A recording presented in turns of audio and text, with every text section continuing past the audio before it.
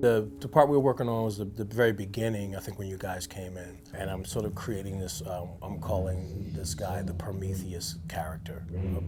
It's life and death, so he represents both. And he's coming in and he's on a planet and he's also a spirit, but he's affecting life and transitioning people. It feels like he's taking them to a good place. Them being on the floor is like that, the precipice of earth and heaven or whatever, or that next space. So they're just coming up out of that. And he was saying to me, he never usually starts that intensely right off, Maybe somewhere in the middle, once people are sort of relaxed a little bit. But I think that speaks to what's happening around him. Alvin Ailey said it best when he said some of the greatest works of art are those that are the most personal. Mostly had to do with my mom just passed. It was like one day before my birthday. And being in that space, which was really interesting because once I signed the contract, then someone said, then I got the call like 3-4 days. So what's the name of the piece? I'm like, what? What are you talking about? I just signed. And then it just popped in my head, Exodus. Eventually realized as here, in the moment of creating it, oh, this is about my mom. This is about the spirit moving on. It's about our transition physically, on this planet. Like, how do we transition from this place that we're in right now? And all this stuff was going on with the police and the community. And like, you hear these like resonating gunshots that really bring us back to like right now.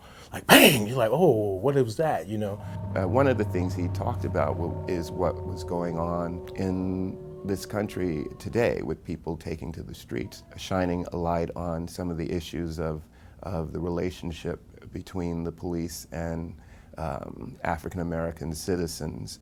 Ferguson and Freddie Gray, I felt also too, this was an exodus from that way of thinking of what are we prepared to do now? We didn't march until our feet are bloody. We didn't yell until we can't speak anymore. What are you prepared to do? You have to change. Hip hop being something that was a celebration of life, but also in some ways a way of protesting, a way of sort of reclaiming our drums.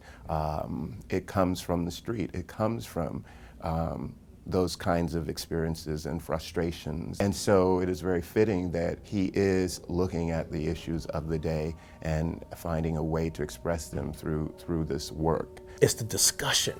It's discourse. That's the beginning of change. So this piece is kind of like that for me. It's like this, it's encompassing of what's happening politically, economically, what's happening with the transition, with us as spirits on this planet. Why are we here?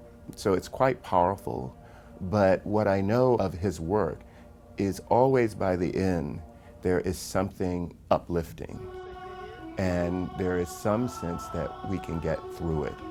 Because ultimately it's about appreciating love for what it really is. And so it really comes back to sort of like just remembering why we're here. I think it's going to be very timely and cathartic for the audience.